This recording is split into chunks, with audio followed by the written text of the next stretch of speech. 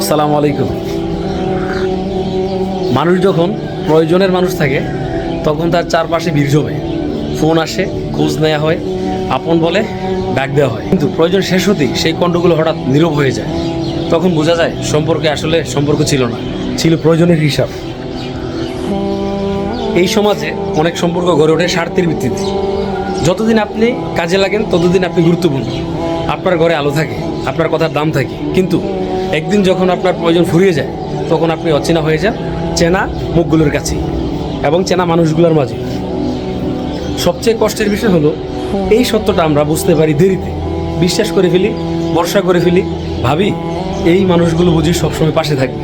কিন্তু প্রয়োজন শেষ হলেই যখন তারা মুখ ফিরিয়ে নেয় তখন বিশ্বাসের ভিত্তিটা ভেঙে পড়ে নিঃশব্দে।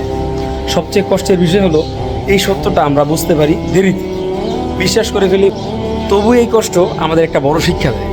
শেখায় আপন সবাই নয়, সবাই আপন হয়ে থাকার যোগ্য নয়। শেখায় মানুষকে শক্ত করবে, নিজের উপর ভরসা রাখতে। যেসব সম্পর্ক প্রয়োজন ফুরালেই ফুরিয়ে যায় সেগুলো হারানোর ভয় নয়, বরং চিনে ফেলায় আমাদের লাভ।